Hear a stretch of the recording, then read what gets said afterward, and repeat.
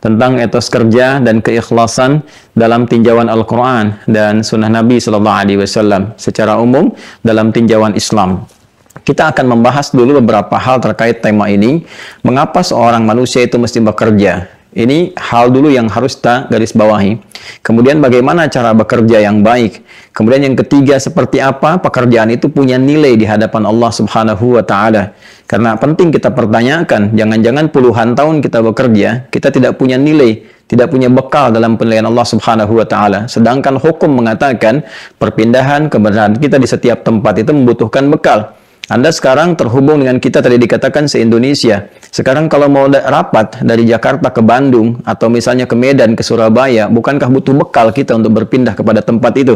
Bukankah harus ada yang disiapkan dalam menatap perjalanan kita, persiapannya, akomodasinya, dan sebagainya? Jadi Anda bisa bayangkan, berpindah ke tempat yang terbatas saja, masih dalam skala nasional di Indonesia, kita membutuhkan bekal yang cukup untuk menyukseskan pekerjaan kita. Sekarang, kita akan berpindah ke tempat yang lebih jauh lagi, dengan dimensi yang berbeda. Bekal apa yang akan kita bawa? Apakah pekerjaan yang kita tunaikan sekarang ini, materi yang kita dapatkan, sampai kemudian kita wafat dan berpindah kepada tempat yang lain, itu adalah bekal yang sesungguhnya yang selama ini kita cari. Seperti apa pekerjaan yang kita lakukan punya nilai. Di saat yang bersamaan, yang dengan nilai itu menjadi sebuah bekal yang kita bawa pulang. Itu yang akan jadi concern kajian kita di siang hari ini, dalam waktu yang sangat singkat dan padat. Mudah-mudahan ada poin-poin yang bermanfaat untuk kita semuanya. Semoga guru-guru kita yang telah mengajar tadi disebutkan, Syekh Ali Jabir, Allah yarham, dirahmati Allah Subhanahu wa Ta'ala, ilmunya bermanfaat kepada kawan-kawan khususnya. Tadi ada Ajim, kemudian juga ada Ustaz Dasad Latif dan yang lainnya. Semoga seluruhnya Allah jaga dengan kesehatan, kemuliaan, memberikan pencerahan untuk warga negara Indonesia khususnya, sehingga kita hidup dalam keadaan harmoni.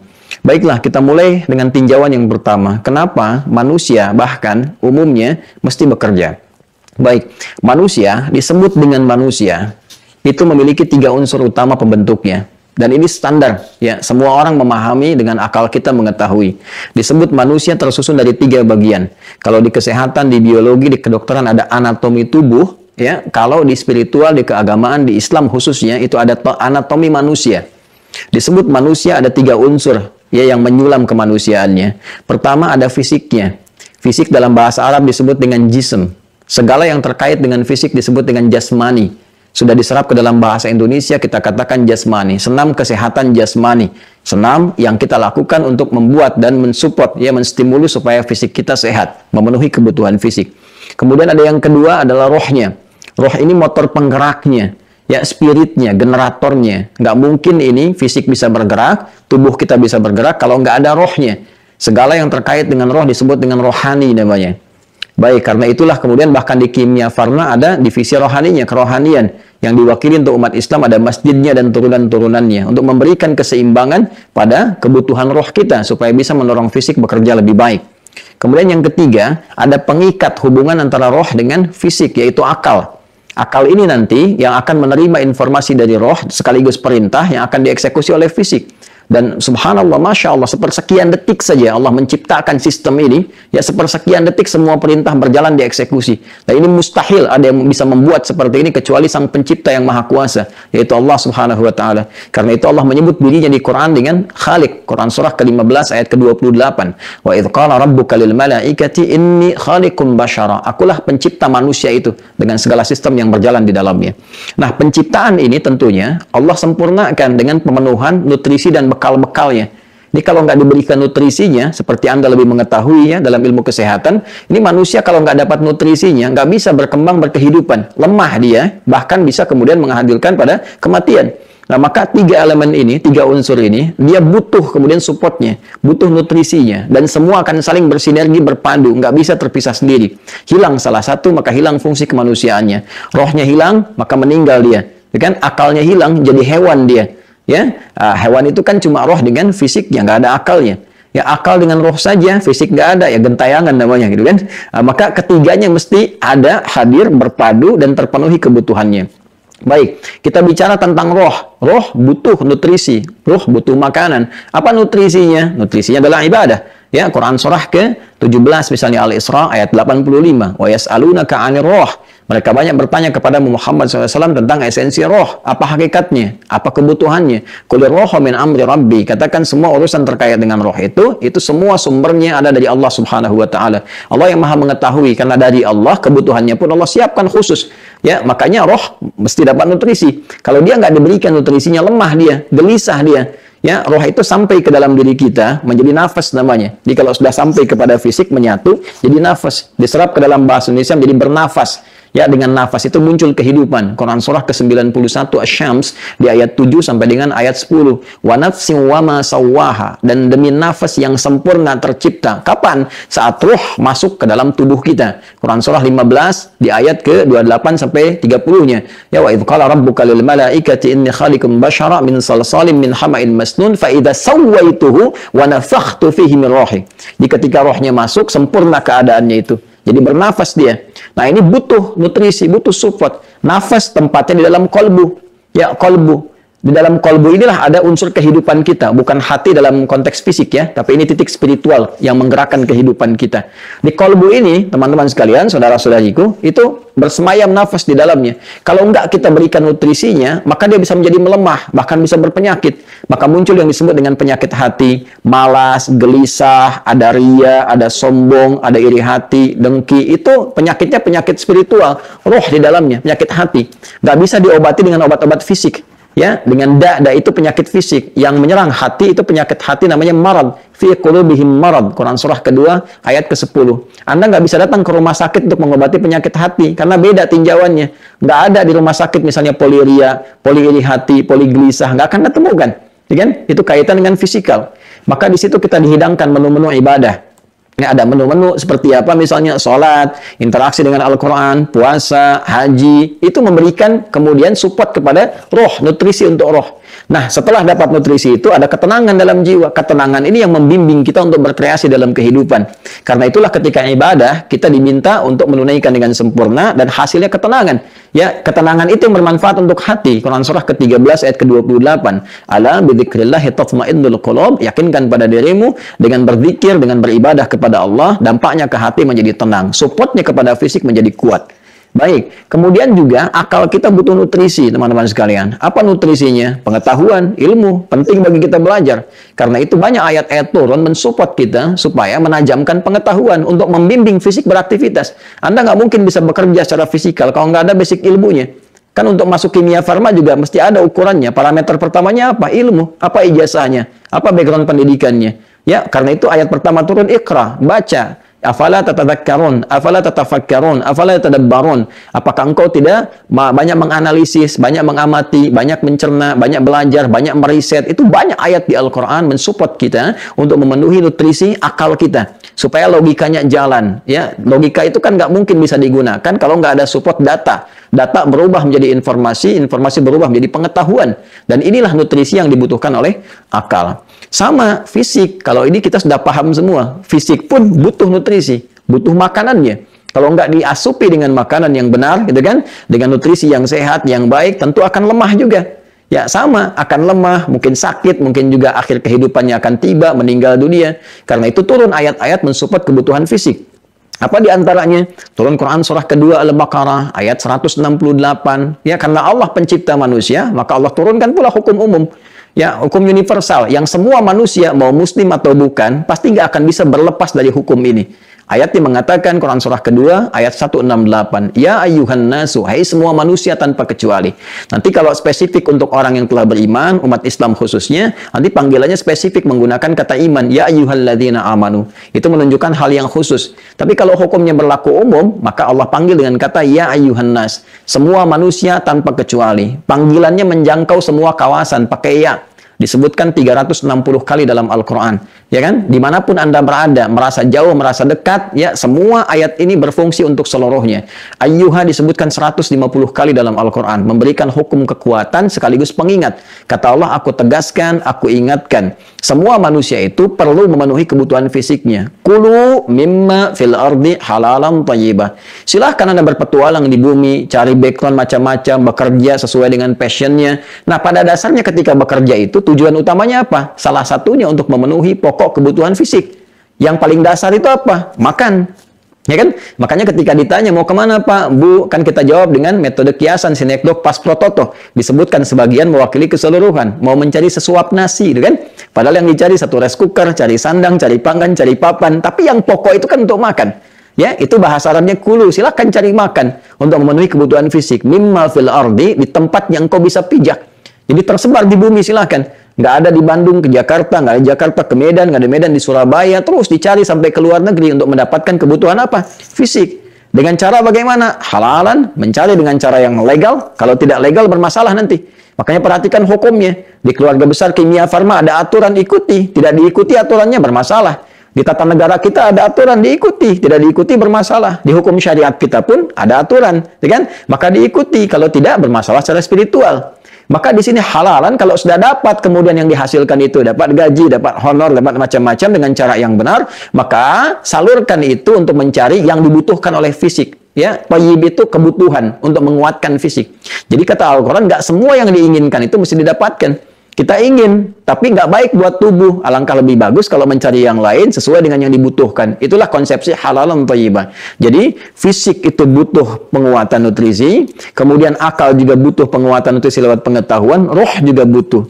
Nah, bagaimana cara yang ideal kita memenuhi kebutuhan itu dalam konteks kita mencari, mendapatkan ya kebutuhan fisik, tapi juga ada kebutuhan rohnya terpenuhi, sekaligus akalnya juga sempurna. Ini akan kita padukan melalui semangat yang kuat. Dalam bahasa Yunani disebut dengan ethos. Ethos itu kan watak, karakter, semangat yang tinggi. Kita tarik ke pekerjaan. Pekerjaan itu kan pengamalan dari perintah Al-Quran. Ya, kata kerja, verb. Ya, kata perintahnya muncul. Ya, kulu, silahkan kau beraktivitas, silahkan bekerja. Bagaimana kerja yang menimbulkan semangat, seperti apa konsepsinya, dan saat yang bersamaan, pekerjaan yang dilakukan memenuhi kebutuhan spiritual, yang dengan bekal itulah dibawa pulang menghadap kepada Allah Subhanahu wa Ta'ala. Jadi kalau cuma bekal fisik masuk ke mulut, ya kemudian keluar jadi kotoran dan selesai. Yang dipakai pun akan usang. Baju yang dipakai saat balita, apakah sekarang dikenakan saat menjadi petugas di Kimia Farma? Dengan jabatan-jabatan tertentu kan tidak. Jadi semua yang kita kenakan akan berakhir. Bahkan di kain kafan itu pun nggak ada kantongnya. Apa yang kita cari sekarang nggak bisa dikantongi lagi gitu. Lantas pulang ke akhirat cari bekal apa? Sekarang pertanyaannya, seperti saya sampaikan di awal tadi kajian, apakah pekerjaan yang kita kerjakan sampai detik ini punya nilai untuk dibawa pulang? Ini yang kemudian kita turunkan bagaimana etos kerja dalam Al-Quran serta seni keikhlasan dalam menatap pekerjaan. Baik, ini sebagai pembuka di mukaddimah. Sekarang kita masuk kepada intinya setelah kita memahami gambaran aktivitas yang kita kerjakan. Nah, semua yang kita lakukan inilah sebagai fungsi khalifah di bumi. Ya, ini yang dimaksudkan di Quran surah kedua Al-Baqarah di ayat ke-30. Dan ini sangat istimewa. Fungsi besar manusia membawa risalah ke bumi itu sebagai khalifah di tempat yang dipijak. Quran surah kedua ayat 30, wa idh qala rabbuka lil malaikati, dan ketika Rabbmu Muhammad SAW berfirman ya kepada kalangan malaikat dan sebagian jin yang ada pada saat itu, diviralkan firmannya ini, ingat ya, pahami ya kata Allah. Ya, inni ja'ilun fil ardi khalifah. Aku akan tetapkan, jadikan, ya kan? Nah, khalifah di bumi, di tempat yang dipijak. Jadi ardun itu asalnya setiap tempat yang dipijak. Jadi Anda mau ke Bandung, ke Bogor, kemanapun, begitu memijak sesuatu, Anda menjadi khalifah. Apa itu khalifah? Ya, saya sedikit dulu terangkan dengan cepat. Khalifah itu setidaknya punya dua arti utama. Pertama dari kata khalafa, yang saling menggantikan. Jadi sistem kehidupan di dunia ini, di bumi ini nggak abadi. Semua saling menggantikan. Di keluarga saling menggantikan. Ayah, ibu, selesai, purna gitu kan. Meninggal, muncul anak menggantikan. Visi misi hidupnya di keluarga. Muncul cucu dan sebagainya. Anda di pekerjaan nggak akan selamanya ada di situ. Akan saling menggantikan. Sekarang direktur keuangannya A, besok B. Sekarang pimpinannya A, besok B. Ya, ada purnanya. Itu sistem kehidupan kita demikian. Makanya ketika diberikan amanah, jabatan pekerjaan, maka muncul makna yang kedua. Khalifah itu berarti sifat untuk memakmurkan. Ya, sifat untuk menyukseskan. Makmur itu dari kata amara, sesuatu yang bermanfaat. Ya, makanya usia kita disebut umur. Kenapa disebut umur? Untuk menunjukkan kesan sepanjang diberikan usia, hadirkan yang bermanfaat. Hadirkan yang baik-baik. Ini mata sudah berapa kali dipakai yang tidak bermanfaat. Ya kan? Telinga mendengar yang tidak bermanfaat. Itu tidak ada keberkahan dalam usia. Jadi kalau Anda ditanya berapa umur Anda, itu sekaligus memberikan pesan. Berapa manfaat yang sudah Anda hadirkan selama berkehidupan. Ya karena itulah kemudian fungsi khalifah menjadi pemakmur, membawa manfaat. Jadi ketika Anda ditugaskan di Kimia Farma, manfaat apa yang bisa Anda hadirkan? Bukan hanya untuk perusahaan, ya untuk bangsa, untuk negara, untuk masyarakat, sehingga kita punya legasi di situ, sekaligus juga punya hal yang dititipkan sebagai sejarah kehidupan kita. Nanti sisi lainnya sebagai bekal pula menghadap Allah Subhanahu wa taala. Kemudian punya juga makna kesuksesan. Dimanapun bekerja sampai ke titik yang tertinggi. Yang sukses, yang baik, capaian tertinggi. Jangan tanggung. Anda bekerja di mana, capai yang paling tertinggi sesuai dengan background ilmu yang telah kita dapati. Itu risalah keislaman kita. Ya, risalah Al-Quran. Apapun yang kita kemudian diamanahkan oleh Allah untuk kita lakukan, capai dengan capaian tertinggi. Pasang target yang maksimal. Sehingga kita tersupport untuk menampilkan yang terbaik dalam kehidupan. Nah, kaitan dengan etos kerja, semua ini nanti, baik menjadi khalifah, pemakmur, penyukses di setiap tempat yang kita pijak, pekerjaan yang kita lakukan, caranya Allah akan turunkan kepada kita sebagai support untuk mendapatkan hasil yang sangat luar biasa. Keikhlasannya pada bagian yang keduanya. Baik, kita mulai dengan etos dulu. Bagaimana menumbuhkan semangat pekerjaan yang baik untuk menghasilkan hasil yang maksimal, baik dunia ataupun akhirat. Baik, teman-teman sekalian, jika diperkenankan saya menyebut dengan teman-teman untuk memudahkan, ya. Jadi sesuatu kesuksesan, puncak kesuksesan yang ingin kita dapatkan, ingin kita capai, ya, yang belum nampak sekarang ini, itu disebut dengan jannah namanya. Ya, jannah. Nah, ini untuk menambah wawasan ya, karena pada umumnya jannah seringkali dipahami, dimaknai dengan surga saja. Ya, pada asalnya jannah itu kesuksesan yang ingin diraih yang belum tampak. Kenapa surga itu dinamakan dengan jannah? Karena itu puncak kesuksesan tertinggi bagi setiap hamba yang belum tampak sekarang. Ya kan? Nah, dalam Al-Quran pun, segala yang ingin kita capai, orang-orang kalau sukses, meraih kebesaran, kehebatan, aset, dan sebagainya, termasuk dalam konteks dunia, itu diilustrasikan, dibahasakan oleh Al-Quran telah mendapatkan jannah. Ya, misal, kita ingin turunkan, ini dalam konteks dunia dulu ya. Nah, jadi kita turunkan konteks dunia, nanti akhirnya konteks akhiratnya. Di sini nanti ada etos, di sini nanti ada ikhlas, gitu kan? Nah, kita ambil contoh misalnya yang teman-teman sering baca di setiap Jumat ya, selain surah Yasin kan ada surah Al-Kahf juga kan. Kalau kita baca surah Al-Kahf surah ke-18 ayat 32 itu sampai 34 kan ada dialog tentang dua orang laki-laki kan.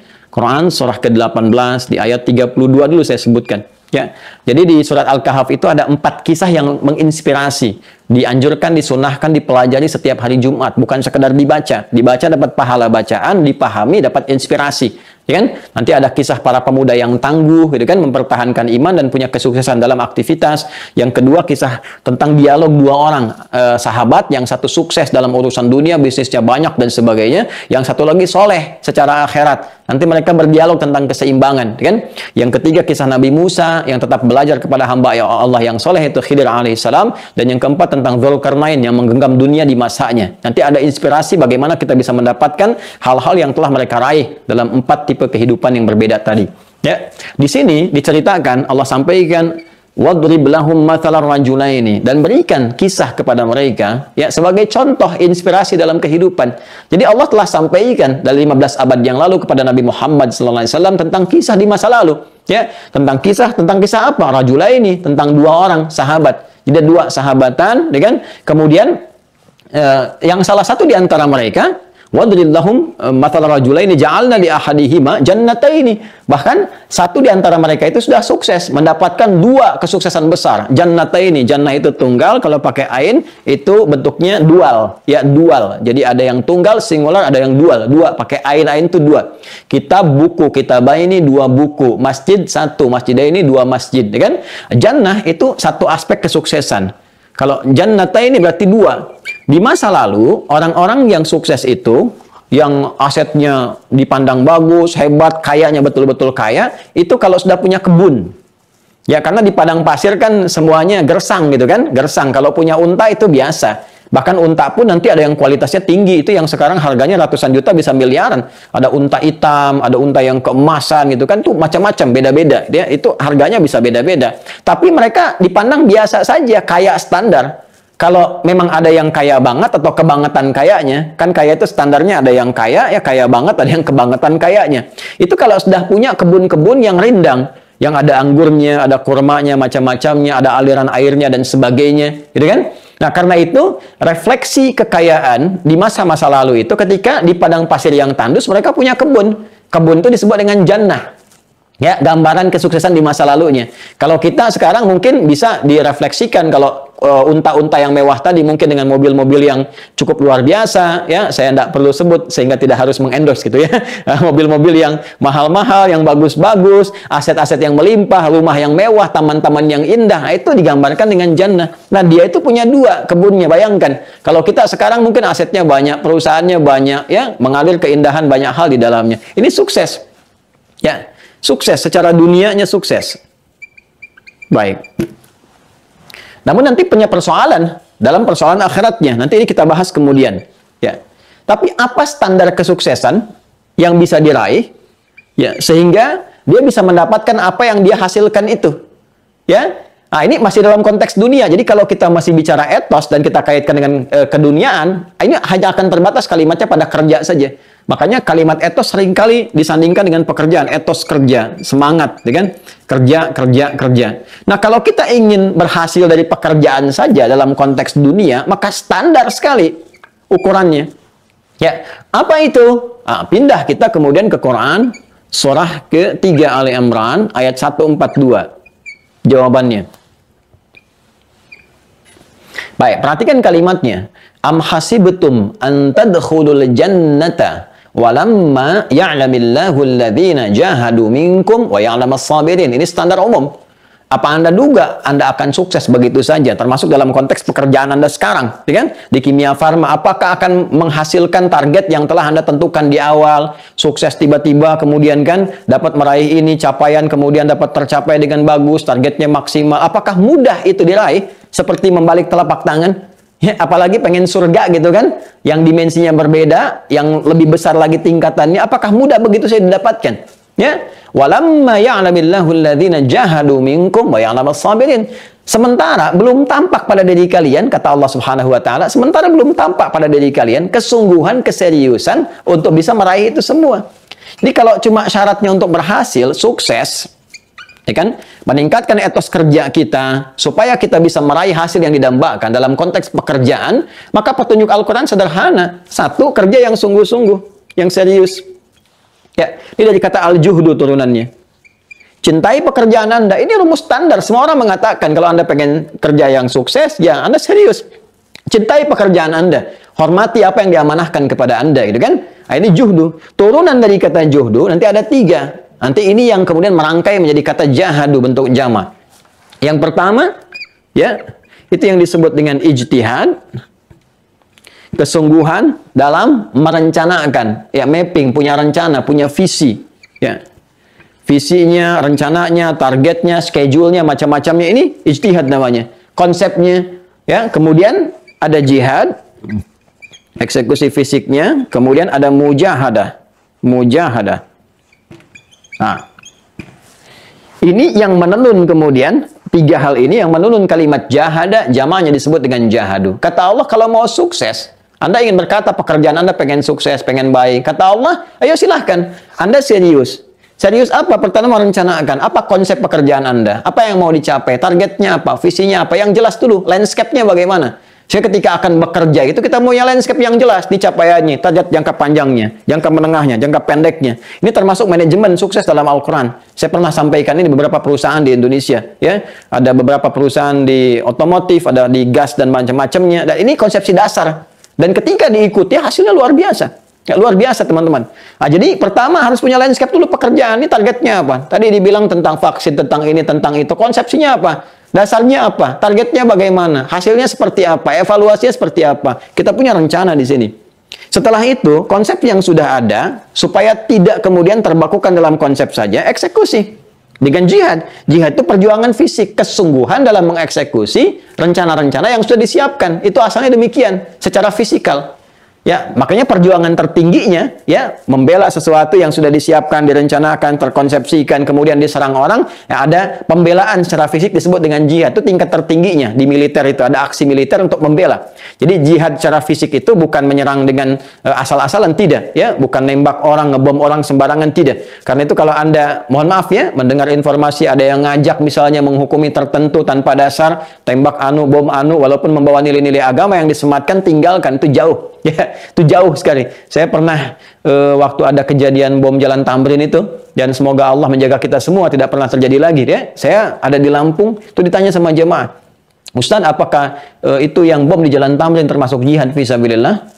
Saya bilang, Mas, sependek pengetahuan saya, jihad fisabilillah itu jihad di jalan Allah, bukan di Jalan Tamrin. Ya, jadi ada konsepsinya, ya, ada ukuran-ukurannya gitu, ada kaidah-kaidahnya. Jadi jihad itu asalnya dia maknanya punya makna umum, nanti spesifiknya terkait dengan pembelaan-pembelaan izzah. Ya, yang dimotivasi oleh spirit agama, nanti bonusnya itu terkait dengan aspek kehidupan kita, seperti kemerdekaan yang pernah kita dapatkan. Saya bahas kemarin tentang korelasi makna jihad, perjuangan dengan melahirkan kemerdekaan. Sampai diapresiasi di preambul Undang-Undang Dasar 1945, atas berkat rahmat Allah yang Maha Kuasa, gitu kan? Jadi kita pengen, dan dengan didorongkan oleh keinginan luhur, pengen kita merdeka, keinginan luhur. Ya, beratus-ratus tahun, sudah masanya lama, tapi rahmat dan berkat Allah belum turun. Begitu kita berjuang dengan sungguh-sungguh, turunlah itu. Nah, dalam konteks umum kepekerjaan, perjuangan fisik untuk mengeksekusi ide kita, itu disebut jihad juga. Karena itu kalau Anda niatkan sebagai ibadah, itu dinilai sebagai jihad. Jihad yang standar nantinya, ada pahalanya, begitu keluar. Nah, ini perjuangan fisiknya. Di sini diterapkan job desk-nya apa, kemudian eksekusinya bagaimana, dan sebagainya. Terus jangan dikira ini mudah. Ya, kadang-kadang ada tantangan yang muncul dalam jiwa kita juga. Ya, perjuangan untuk mengatasi sikap emosional kita. Mungkin ada beda pendapat, kadang-kadang malas, kadang-kadang gelisah, gitu kan? Kadang-kadang nggak stabil perasaan diri kita, ada pesimis, gitu kan? Melihat nih kayaknya prospeknya nggak bagus, terjadi kegelisahan dan sebagainya. Nah, ini perjuangan mengelola diri kita, emosi kita, disebut dengan mujahadah namanya. Ya, ini aspek emosinya, perjuangan mengelola emosi kita, perasaan kita, jiwa kita. Ini kalau kita bisa kelola ini semua, ya, emosinya bagus, saling mengikat dengan baik, nggak ada nanti kecemburuan antara staf satu dengan yang lainnya, ada bagian divisi tertentu yang memberikan ketenangan kepada jiwa, pekerjaan ditata, evaluasinya bagus, ada R&D-nya, research and development-nya, kemudian ada evaluasinya, semua bergerak bersamaan, sungguh-sungguh, tinggal satu poin lagi, sabar. Ya, Anda kerjakan dengan baik, prosesnya dijalani dengan maksimal, ditunggu, sabar, telah berikhtiar, muncul wa ya'lamus sabirin, ditutup dengan sabar.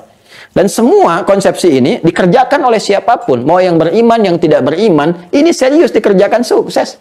Ya, betapa Thomas Alva Edison, berapa banyak percobaan, kemudian dia bersabar dengan itu, ya kan? Dan dia menghasilkan sesuatu yang sekarang kita bisa rasakan. Kalau kita mau mengambil non-muslim sebagai contoh, ya, kalau yang muslim banyak sekali, bahkan jadi inspirasi ke barat. Bagaimana Avicenna itu sabar dari mulai menghafal Quran, dari mulai belajar otodidak, kemudian sampai ke belajar di kedokteran, sampai sekarang menginspirasi.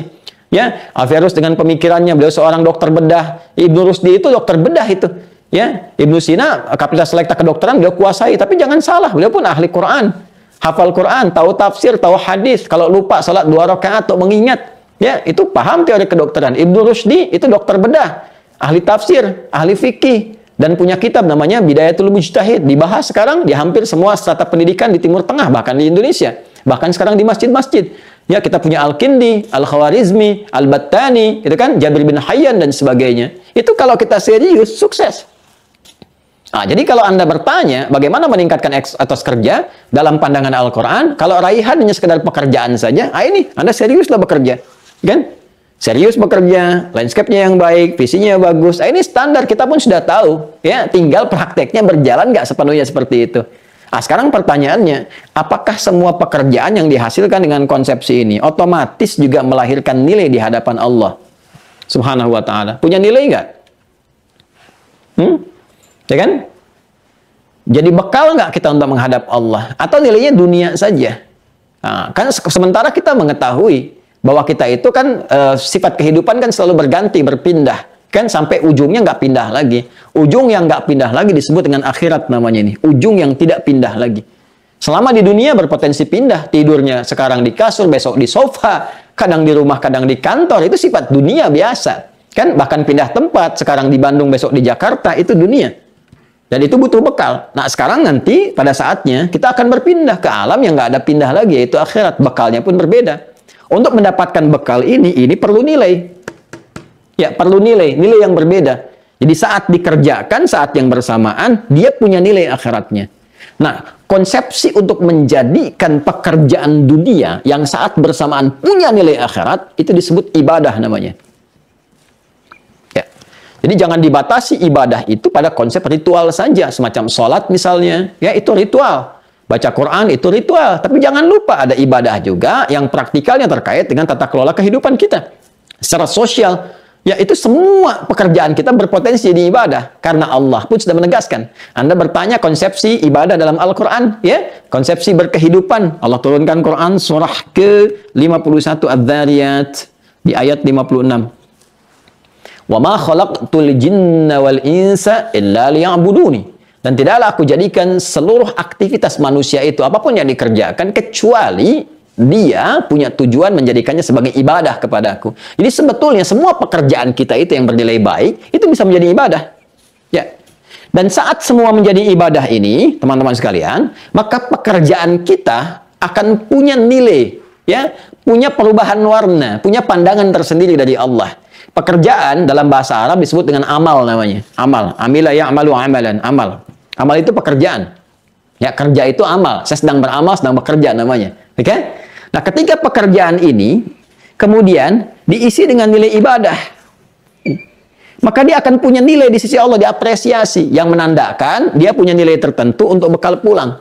Ya, apa nilai yang Allah berikan kepada amal ini? Dinilai oleh Allah sebagai sesuatu yang baik. Sesuatu yang baik menjadi ibadah disebut namanya dengan saleh. Saleh. Kita sebut dengan saleh, gitu kan? Saleh. Ya, maka muncul istilah amal saleh. Ada amal saja, ada amal solih. Itu berbeda, teman-teman.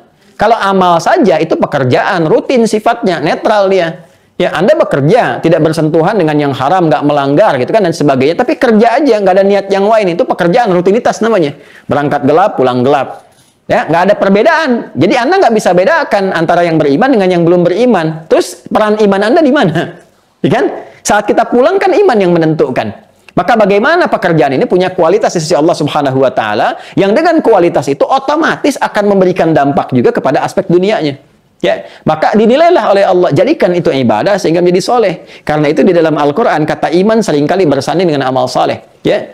Ini sebentar lagi mau asar kan? Ada surat Al-Asr, surah 103. Wal 'asr innal insana lafi khusr illa alladzina amanu wa 'amilus shalihat. Jadi orang beriman itu pasti imannya mendorong dia untuk menjadikan perbuatannya itu baik, soleh. Dan soleh itu punya dua dimensi, baik dalam urusan dunia dan punya nilai akhiratnya. Karena itu kalau sekarang bergabung, belajar dengan kami sekarang ini di keluarga besar Pertamina, di keluarga besar sekarang Kimia Farma, Anda mengatakan misalnya beriman. Coba saya tanya kepada Anda, yang ikut pengajian sekarang beriman tidak? Anda katakan saya beriman, sekarang tolong buktinya apa? Karena iman itu butuh pembuktian. Kata Allah kalau sudah beriman, Anda buktikan imannya. Quran surah ke-20 Taha di ayat ke-14. Innani anallahu la ilaha illa ana iman fa'budni. Buktikan iman lewat ibadah. Kata Allah, kalau Anda menuhankan Allah, yakin nggak ada Tuhan selain Allah, beriman kepada Allah, buktikan imannya. Nah, komitmen kita membuktikan iman itu lewat ibadah. Ibadah itu wujudnya amal soleh. Dampaknya kepada dunia, perbuatannya baik. Jadi kalau kita mengatakan pegawai yang beriman, pekerja beriman, direktur beriman, manajer beriman, pasti akan memberikan dampak baik pada pekerjaan. Jadi kalau ada di Kimia Farma misalnya mengatakan beriman, etos kerjanya berkurang, nggak disiplin, nggak jujur, atau bahkan melanggar, ini bukan sekedar melanggar tata kerja, tapi ada tata kelola iman yang tidak maksimal dalam dirinya. Jelas ya? Nah, ketika kita jadikan ini sebagai amal saleh, teman-teman sekalian, nah, maka perbuatan itu akan punya nilai. Apa nilainya? Nilainya disebut dengan hasanah namanya. Hasanah. Nah, dan ini ada konsepsinya. Jadi kalaupun Anda namanya Ibu Hasanah, Pak Hasan, tapi tidak mengerjakan konsepsi ini, tetap nggak punya nilai. Ya. Jadi ketika dikerjakan untuk menjadi amal soleh, jadi baik, semua potensi ya, dari bangun tidur sampai tidur lagi, itu berpotensi, punya nilai di hadapan Allah, ada poinnya. Ketika kita kerjakan, maka dia menjadi hasanah. Ya, dinilai oleh Allah, nih ada poinnya. Poinnya bagaimana? Ini pelajaran agama ya, di spiritual. Dilihatnya nanti saat pulang kepada Allah menjadi bekal. Ya kalau sekarang kita yakini, kita imani, kita kerjakan, kan nggak rugi juga kita niatkan demikian. Nanti begitu selesai, kita akan lihat bekalnya saat pulang menuju Allah.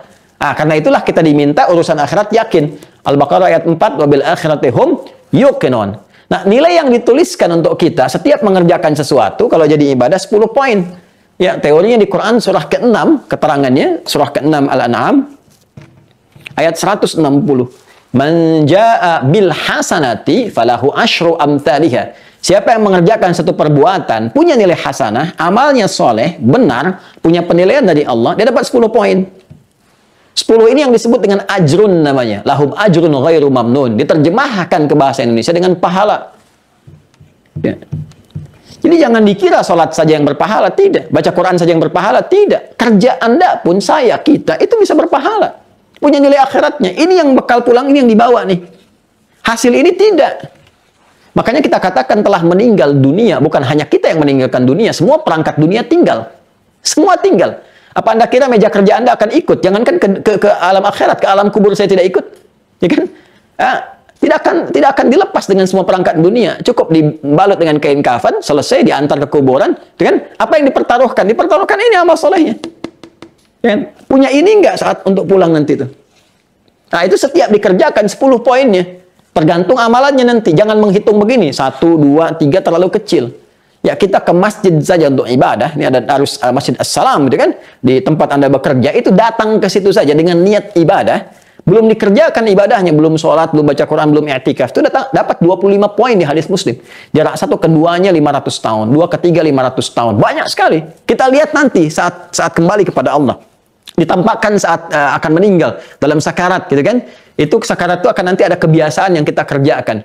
Orang yang biasa maksiat akan dengan maksiatnya. Orang biasa meracau akan dengan kekacauan kata-katanya. Orang yang biasa beramal dengan baik akan lahir dengan kebaikannya. Karena itu ketika dia wafat nanti akan wafat ditampakkan amalnya. Bahagia dia, senang, tenang dia, nyaman, senyum dia. Itu yang disebut husnul khatimah. Ya ayyatuhan nafsul mutmainnah, jiwa yang tenang, nyaman karena diperlihatkan. Ya.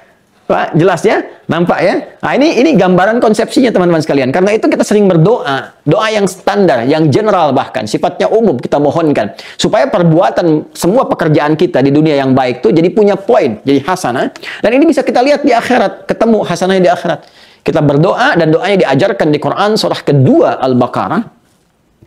Ayat 201. Ya, di paling kanan sebelah bawah di mushaf standar. Wa minhum, dan di antara manusia itu may yaqulu, ada yang seringkali berdoa kepada Allah untuk dibimbing. Dia mengatakan Rabbana atina fid dunya hasanah wa fil akhirati hasanah wa qina adzabannar. Ya Allah, mohon bimbing kami untuk berikan kepada kami bimbingan untuk menjadikan semua pekerjaan dunia kami punya poin akhirat. Dan di akhirat itu hasanah itu akan tampak lagi ya Allah, ya kan? Dan di situ kami mendapatkan rahmat menjauhkan kami dari ancaman-ancaman neraka-Mu. Itu gambarannya. Nah, sekarang pertanyaannya, bagaimana satu pekerjaan itu amal menjadi soleh, menjadi ibadah, punya nilai hasanah, dapat pahala, pulang menghadap Allah, Anda bekerja, pahala dapat, meninggal pulang punya bekal. Kan? Maka diteruskan ayatnya. Kalau tadi di Quran surah 51, ayat 56 Allah menyampaikan ini, wa ma khalaqtul jinna wal insa illa liya'budun. Tidaklah aku jadikan jin dan manusia, biarkan jin dengan alamnya, kita bicara alam kemanusiaan ya. Kalau kita bawa spiritnya ke manusia saja, gitu kan? Tidaklah aku ciptakan manusia itu kecuali untuk menata kelola kehidupannya jadi ibadah, supaya punya 2 poin sekaligus. Nah, bagaimana cara ibadah yang benar itu? Maka dijawab di Quran surah ke-98 Al-Bayyinah di ayat ke-5. Ya, dijawab, wa ma umiru, dan tidaklah mereka diperintahkan dalam beraktivitas itu illa liya'budullaha, kecuali untuk menjadikan semua kegiatan itu sebagai ibadah karena Allah, diniatkan karena Allah. Satu, niat lillah. Niat karena Allah. Ini. Yang kedua, mukhlishina lahuddin. Mukhlis itu orangnya, orang yang ikhlas. Jadi frame-nya itu rumusnya IA, kan? IA, kalau ada IA itu frame-nya, keadaannya. Orangnya itu rumusnya MUI. Jadi kalau Anda temukan IA, pasti orangnya UI. Ya. IA ikhlas, orangnya mukhlis. Ihsan, orangnya muhsin. Iman, orangnya mukmin. Islam, orangnya muslim. Gampang ya? Gampang ya, bahasa Arab gampang kan? Nah, jadi ikhlas, ya, itu frame-nya, gambarannya, spirit keadaannya. Orang yang mukhlis, kata Allah, nggak diperintahkan kita kecuali untuk menjadikan tata kelola kehidupan ibadah kita itu sebagai ibadah. Ya, pertama niatkan karena Allah, kedua tunaikan dengan ikhlas. Ya, ini dikuatkan di hadis Nabi riwayat Al-Bukhari, kitab Bad'ul Wahyi, nomor hadis yang pertama. Ya, dari Umar bin Khattab radhiyallahu taala anhu, beliau menyampaikan qala Rasulullah sallallahu alaihi wasallam bersabda, perhatikan kalimatnya, innamal a'malu, sungguh semua jenis perbuatan itu. A'mal jamak dari kata amal. Ya, amal jamaknya a'mal. Ya, dia. Innamal a'malu, innama adatul hasri, huruf pembatas yang menjadikan informasi terbatas pada hal tertentu saja. Oke? Baik, innamal a'malu, sungguh semua pekerjaan itu yang kita tunaikan, yang baik-baik, ya, terbatas bin niat kepada niatnya. Jadi, semua pekerjaan kita itu akan menjadi apa dinilai oleh Allah bergantung pada niat kita. Ya, walikul imri'in ma nawa, innamal a'malu bin niat. Ya, sungguh semua amal pekerjaan bergantung kepada niatnya. Ya, dan dari semua yang kita kerjakan itu akan dihisab berdasarkan niatnya masing-masing. Maka, rumus pertama untuk menjadikan pekerjaan itu menjadi ibadah, apapun itu selama dia baik, maka niatkan untuk Allah. Bekerja lillah. Ya, bukan hanya mencari dunia. Jadi kalau cuma sekedar cari dunia, jangankan kita yang beriman, yang belum beriman pun itu bisa melakukan itu. Mesti ada bedanya. Ya betul, nanti feedbacknya dunianya dapat. Ya, karena nanti meniatkan karena Allah berarti menjaga hukum-hukum Allah. Ya, nggak sembarangan akan kelihatan. Saya bekerja niat karena Allah, bukan cuma mencari pekerjaan, dapat gaji, dapat posisi. Kalau itu hanya sekedar dunia, itu standar baru yang pertama. Yang lain juga bisa. Tapi kita merubah cara kerja kita. Di divisi manapun Anda bekerja, niatkan karena Allah. Begitu diniatkan karena Allah, maka semua yang dikerjakan dapat poin tadi.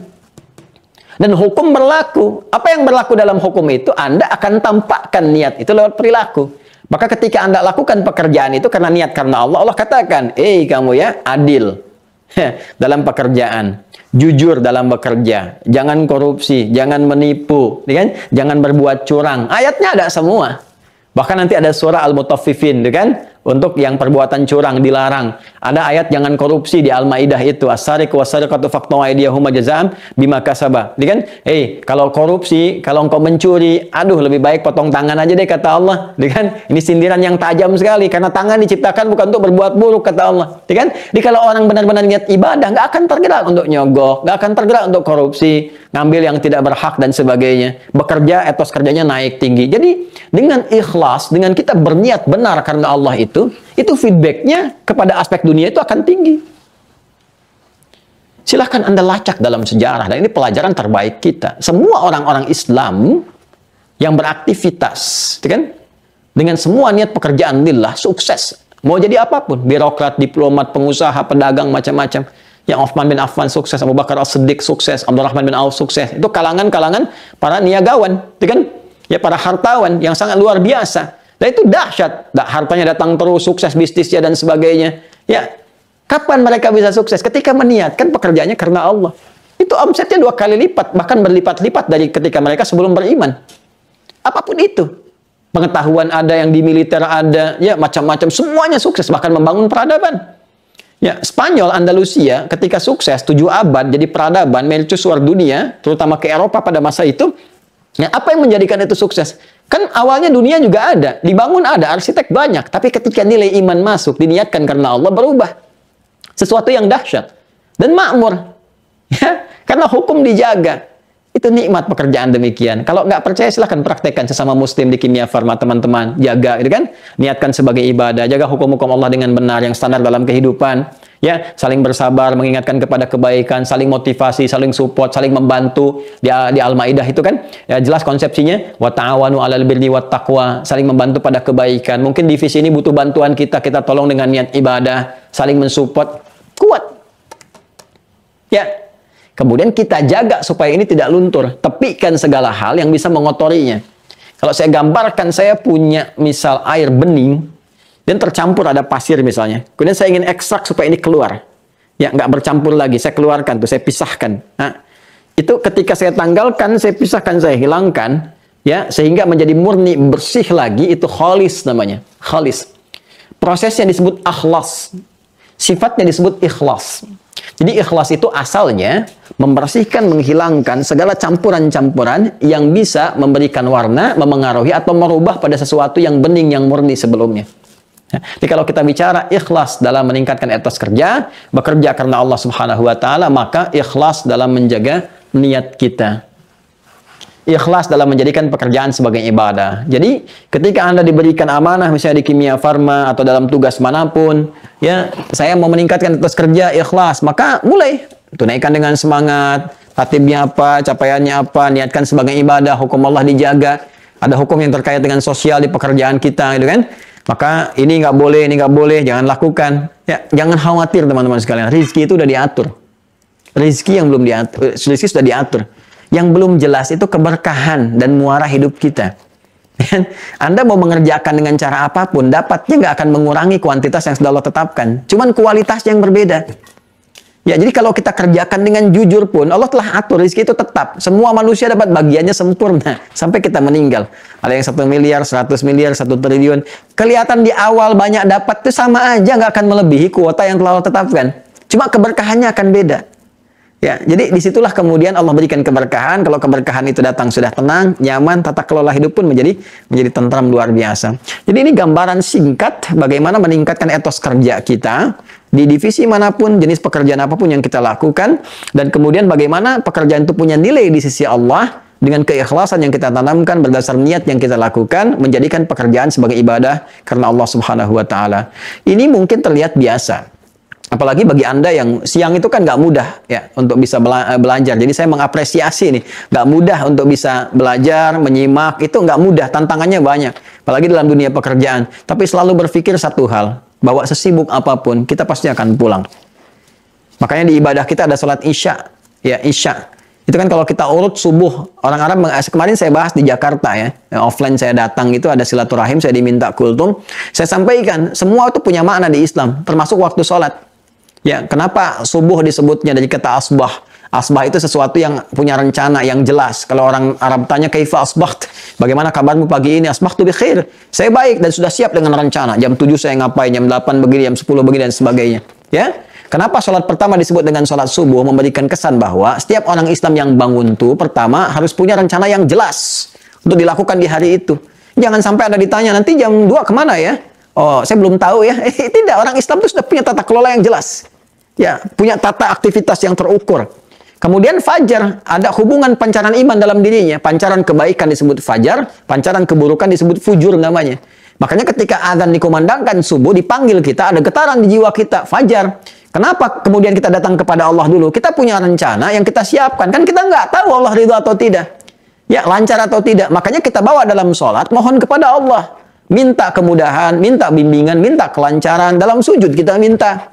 Karena itu bahkan berdiri pun kalau benar hadis qudsinya mengatakan wa idza qala al-'abdu iyyaka na'budu wa iyyaka nasta'in, kalau hamba berkata iyyaka na'budu wa iyyaka nasta'in dalam salat, sekarang kami salat ya Allah, kami menyembahmu dan kami ini punya rencana, punya masalah begini, mohon ya Allah solusi. Kata Allah dijawab di hadis qudsi, hadza baini wa baina 'abdi wa li 'abdi masal. Ini komitmen perjanjian antara aku dengan hambaku. Kalau hambaku benar salatnya memohonnya, aku berikan apa yang dia minta. Jadi hikmah ya, dari sholat subuh kita datang itu, kita membawa rencana kita supaya Allah berikan persetujuan. Kemudian sampai siang datang, sudah terang, ya, siang itu bahasa Arabnya nahar. Tapi sampai siang itu pekerjaan Anda punya nilai nggak? Berhasil nggak? Capaian dunianya ada, capaian akhiratnya bagaimana? Makanya disebut dengan zuhur. Zuhur itu sesuatu yang terang, nyata, ada idhar di ilmu tajwid. Ya, makanya diminta kita datang lewat sholat lagi untuk menyampaikan. Sampai siang ini, ya Allah, aku telah lakukan apa yang kau perintahkan. Mohon berikan kelancaran seperti apa yang kau janjikan. Dievaluasi, punya nilai enggak? Sampai sore. Sore itu bahasa Arabnya masa. Ya, tapi jangan-jangan sampai sore pun ada waktu yang belum tergunakan dengan baik jadi ibadah. Saya mau tanya ya, mohon maaf ya. Dari tadi bangun saja sampai sekarang jam 2 kurang seperempat, berapa yang jadi ibadah? Tuh. Jadi kalau saya berikan gambaran kepada Anda diberikan modal nih, ya, oleh Kimia Farma misalnya. Modalnya 24 juta. Anda diminta untuk mengelola, kita ambil yang kecil dulu ya, 24 juta, Anda diminta mengelola. Anda balik ke perusahaan cuma bawa 20 juta. Rugi kan, 4 juta? Ya? Maka pimpinan akan menilai ada yang kurang nih. Sekarang Allah yang menciptakan kita semua, kasih kita 24 jam momentum untuk diisi beraktivitas. Aktivitas ini mesti punya nilai sebagai bekal pulang saat kita meninggal pulang kepada Allah. Nah, momentum yang diberikan untuk diisi beraktivitas itu asar namanya. Makanya muncul surah Al-Asr untuk memberikan kesan kepada kita, jangan sampai rugi ketika engkau mengisi waktu itu dengan aktivitas yang tidak benar. Jadi rugi nantinya. Nama manusia yang ditunjuk untuk mewakili aktivitasnya disebut insan namanya. Disebutkan 65 kali dalam Al-Quran. Maka perhatikan surah 103 Al-Asr. Wal Asr. Kata Allah, demi waktu, momentum yang aku berikan pada manusia untuk mengisi dengan beraktivitas. Innal insana lafi khusr. Sungguh manusia yang beraktivitas dari bangun tidur sampai tidur itu berpotensi rugi. Karena aku berikan modal 24 jam dalam sehari sampai datang ajal. Tapi dia tidak gunakan itu untuk menata aktivitas sehingga punya poin pulang. Kan? Makanya Allah katakan illa kecuali illalladzina amanu wa amilus shalihat. Tuh, muncul lagi. Kecuali orang yang mengisi itu dengan iman, pancaran iman itu mendorong dia berbuat baik, jadi ibadah, jadi amal soleh. Nah, sekarang pekerjaan Anda, saya, kita, sampai hari ini, siang ini, jelas kan jadi ibadah? Kalau nggak diingatkan asar, jangan sampai rugi. Kenapa? Karena sesibuk apapun, pasti ada masa purnanya, maghrib. Maghrib itu matahari pun tenggelam. Maka pekerjaan kita pun akan tuntas. Ya, pada puncaknya isya. Ada asya, ada isya. Sekarang masih asya, mencari ma'isyah. Asya itu masih bergerak, aktivitas kerja. Itu saya lihat, Masya Allah, ada yang pegang dokumen, tanda tangan, ini, itu. Ya, ada yang berhubungan. Itu masih aktif. Nanti ada tiba waktunya isya. Harokat pindah dari fathah ke kasrah. Kasrah itu artinya tanggal, hilang, selesai. Anda sesibuk apapun akan tuntas. Saya pun akan selesai. Begitu selesai kita istirahat, terpejam. Dan kita tidak tahu apakah itu pejam terakhir. Atau pejam sementara yang akan membangkitkan kembali untuk memberikan bekal tambahan kita sebelum pulang. Karena itu sesibuk apapun, pasti kita akan pulang. Kita akan kembali. Penting bagi kita dan terima kasih diberikan kesempatan kita untuk mengaji ya dan macam-macam. Saya tidak minta apapun dari teman-teman sekalian. Ya, saya hanya mengingatkan untuk risalah yang dibawa bahwa satu saat kita harus mengisi dengan nilai kebaikan dan manfaatnya ada untuk urusan dunia kita, dunia dan akhirat. Ada keseimbangan di dalamnya. Itu yang dimaksudkan dengan etos kerja dalam Al-Quran, menjaga menjadi ibadah dengan nilai keikhlasan dan semoga dengan apa yang disampaikan setidaknya memberikan tambahan-tambahan yang berkah-berkah keilmuan yang dengan itu memberikan dorongan kita untuk beramal. Nanti penerimaannya akan beda-beda. Ya, mungkin ada yang diterima masih biasa, nanti dalam keadaan-keadaan yang sedang teduh, terenungkan kembali. Ya, ada yang cepat nanti kemudian, ada yang mengevaluasi dan sebagainya, itu kembali kepada keadaan diri masing-masing, tapi kita saling mendoakan supaya Allah berikan kepada kita jalan kehidupan yang baik, hayatan thayyibah, dan akhir yang mulia, husnul khatimah.